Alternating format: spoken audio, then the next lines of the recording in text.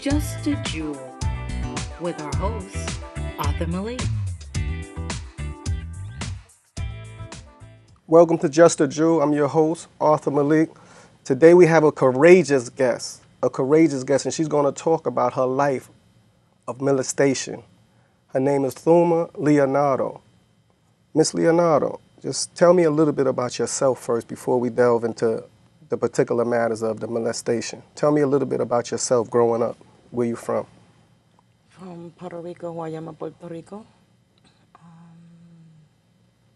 Growing up, it was crazy growing up. When you say crazy, what do you mean by crazy? Everything was all violent inside the house. I used to wake up in the night just to see if I was safe. Okay. Check up on my brothers and sisters in all the rooms. And when I saw that my father was sleeping, so I went to sleep. So you mentioned your father. So your father is the culprit Yes. of your molestation as a child? What was the age? When did it start? I was 4. You was 4 years old when it started? Like, what happened? What transpired? It's just one day, my mother went to work. She used to work in a hospital. She was a dishwasher. And since I was the youngest one, everybody else was in school. And my mother says, oh, you gotta stay with your father. And as soon as he closed the door, he picked me up right there, and he took me into the room. And what happened? He says, we're gonna play a little game.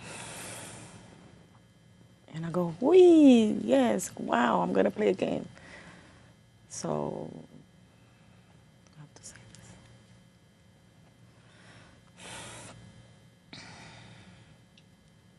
this. He put me to play with his private part. At 4 years old? So He says, be careful because it's going to spit. he said, be careful because it's going to spit. And you was 4 years old, so this happened how long? How long did this take place?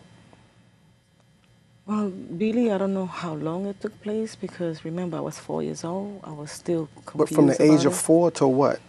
Did he just do it that one time? Was it Only a one? that one time. Only one time he molested you?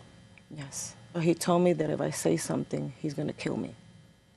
So he never molested you anymore after that one time when you was 4. So what other molestations took place, or was there any others? My brothers. What happened with your brothers? He used to go into the room every night. And what happened? What transpired? He used to put down my panties. See, listen, let me say this, right? Because I've come from a dark home, a dark place also in my life, and I understand how it's embarrassing, so to speak, or shameful to speak about this ordeal, but there's someone watching right now that may be being molested by their father or their uncle or their brother or someone in their household. And your story, by chance, can help save someone's life. So the shame doesn't fall on you for being molested. The shame falls on the molesters.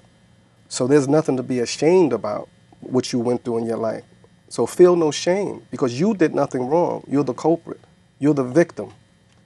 So don't be ashamed because right now you can help someone. You can save someone's life. So it's okay. Even if you have to cry, it's okay. But you have to let this out. You have to vent because you have to grow past this. So what happened with your brother? Well, it first started when one of my brothers, Naldi, since we were a family of 21 brothers and sisters, we used to always play hide and go seek. And this is the only time that we were really doing something that it was fun. So my brother used to say, oh, no, let him hide. You come in and count with me in the kitchen. And he was the one that tried to penetrate me. But I didn't know what was going on. How old were you then? Almost 5 now. 5 years old? And how old was your brother at the time? He was Maybe I think he was maybe 9 or 10. Where do you think this behavior came from? From my father. So your brothers seen your father molest you? He used to see, they used to see him molesting my other sisters. I was not the only one. You're not the only one that he victimized. I was not the only one. You witnessed to him molesting your other sisters also, your siblings? But they told you about it. So, did no one told your mother?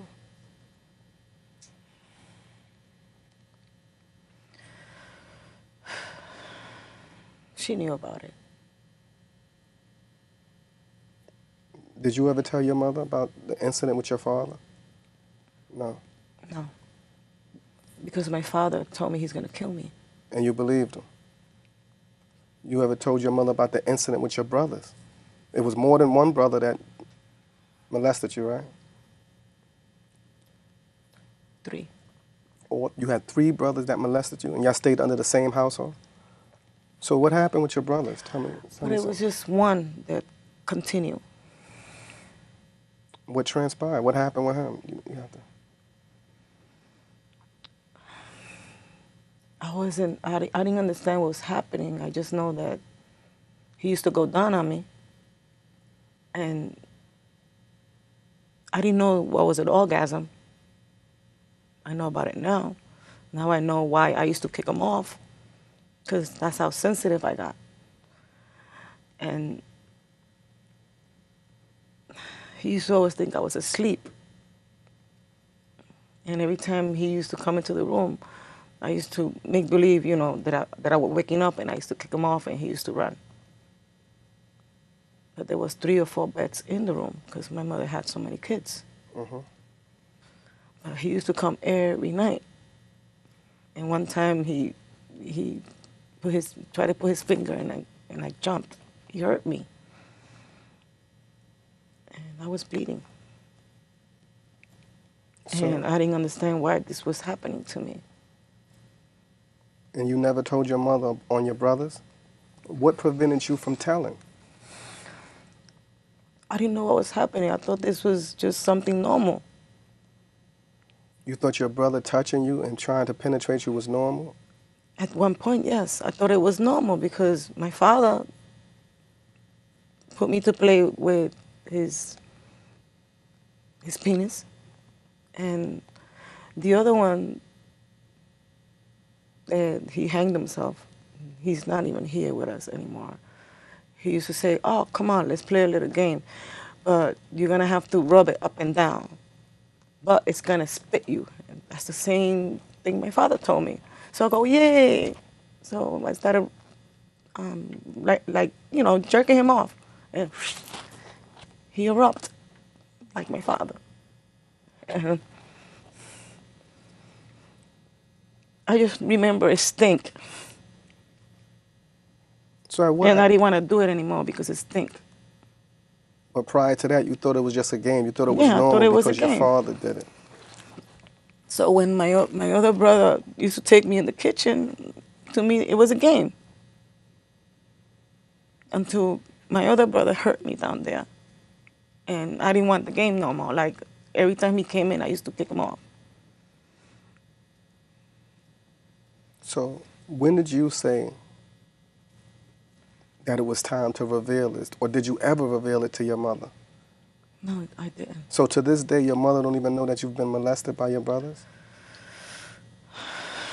My mother doesn't know that, and she passed away. So when She only knew about my father. Oh, your mother knew that your father made you play with his private part. And what was her response?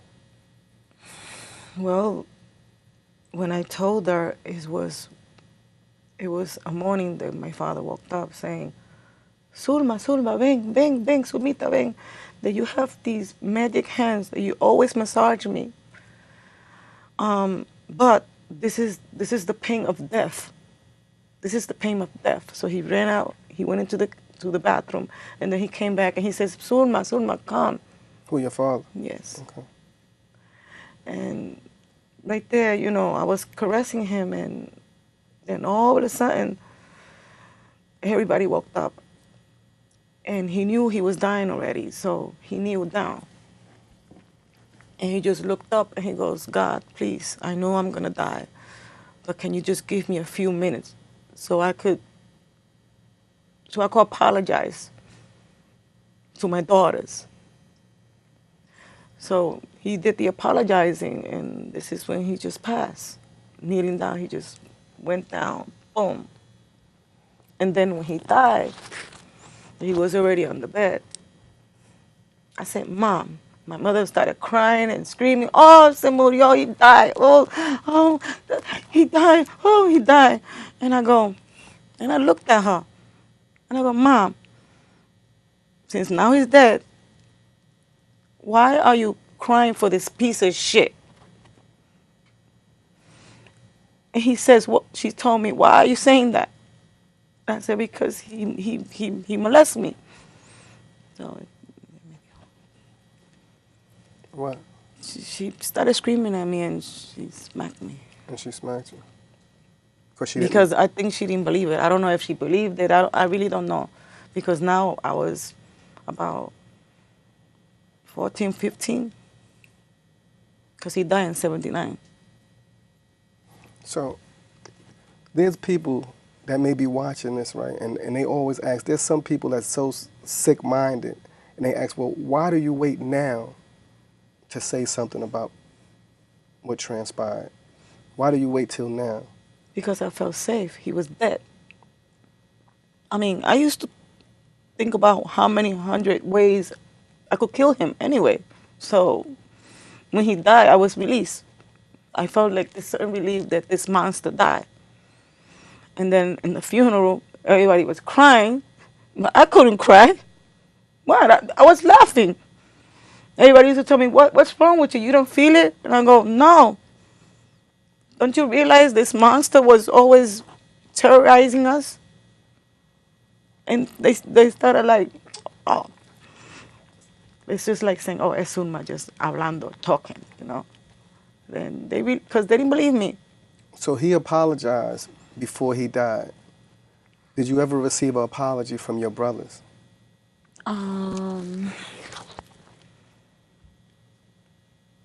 The one that kept on until I was 12, it was 6 years ago. He apologized. And not because he wanted to apologize. It's because when my sister died, they went to Puerto Rico to fight for inheritance for a house that we gave to her. And then my niece, my niece inherit the house because that's my sister. That's my sister's daughter. So now all the Cedeno family went to Puerto Rico to try to fight her off because they wanted the house. And then she was the one that told my older sister in Puerto Rico, Ephraim molested me, and also he molested my aunt Cookie. Did you ever? And then he came back, and he was so ashamed because I never said anything about him. He apologized. Did you ever ask him? Because I understand initially you thought it was a game. You was a child. You thought it was a game. It was a joke, and you thought you were doing the right thing. But when you came to the realization that it was the wrong thing that you were doing, did you ever ask your brother why?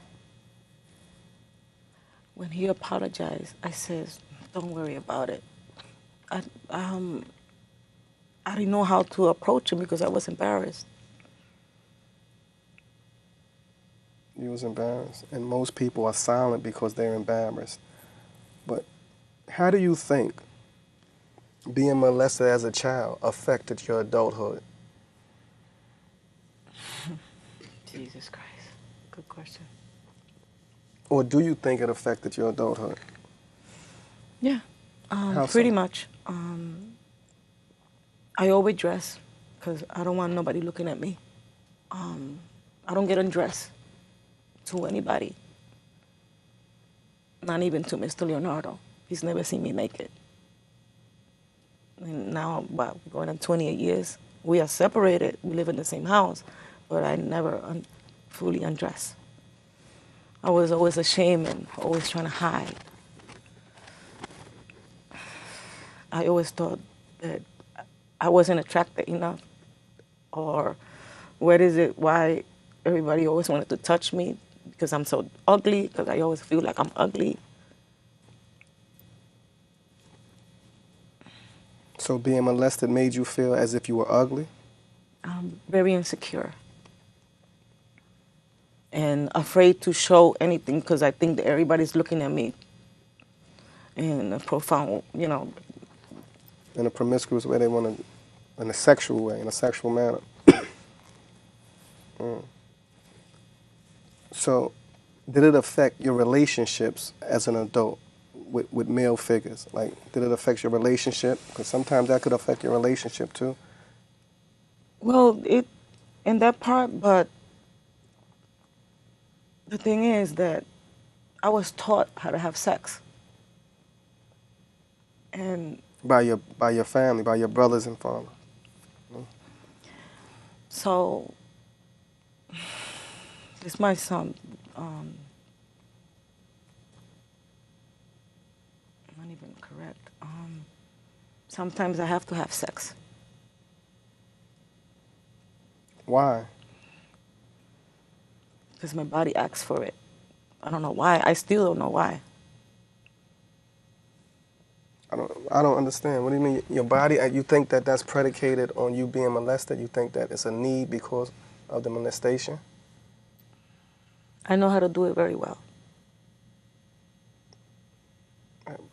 So did your brothers ever penetrate you? Because you said they touched you and, The one that he tried to penetrate me, but no. But the one that kept on until I was 12, he used to try to do it with his finger. oh, so there was never no penetration, but No there was just penetration. touching and things like that. But it was still inappropriate because that's your brothers. You know? So I don't understand. I'm trying to understand, and it's crazy that your brothers became your father, but they've never seen your father do anything negative to you. Wow. So what happened with your sister that was also molested? And you said something that she sent your father to jail or something like that? One of my older sisters. Because one day, the town let my sister know that my father was in the bar, In the bar? drinking Okay. with a gallon of gasoline. And somebody told her that she was there, so she went over there to see, and he had a thing of gasoline. And they asked him what he's gonna do with it. And he said, "Oh, nothing." But then he went home and started putting mattress, garbage, whatever he could get his arm to put in front of the house, and he lit up the house. The house that you guys lived in? Okay. Yeah, he burned the house. I wasn't. This was her. She told me the story after my mom died, not too long ago. That my older sister was trying to take everybody out through the window and everything, and the whole house burned down.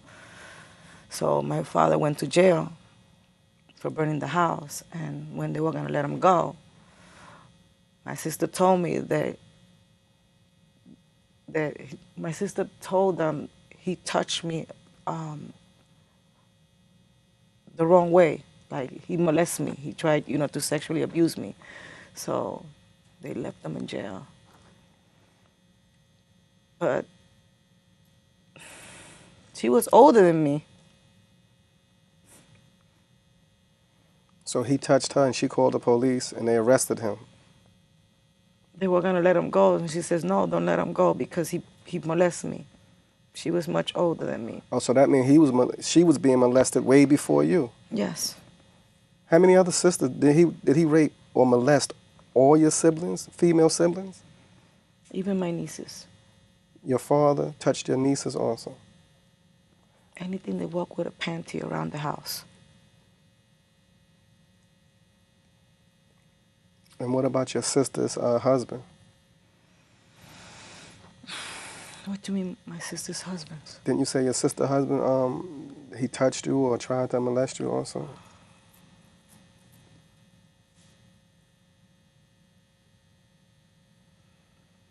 If you don't want to talk about it, you don't have to talk about it. Whatever, if it's too sensitive, you can step over it. Yeah, I'm gonna step over that one. You want to step over that one? Okay. You want to, but it's going to be one day. You don't have to deal with it now. But one day you may have to deal with that. You know? Well, my other sister tried to kill him. Tried to kill who? My father. Okay. Because it was really bad for her. Because he used to grab a knife. And he used to say, if you don't give it to me, I'm going to kill you. And she's a lesbian because of this. And one time, in 111 in Lexington, Spanish Harlem, he was looking out the window, and my sister came out of nowhere, went to push him. Tried to push him out the window? Yes, she tried to kill him. And when she didn't succeed, now my father and my mother started to beat her.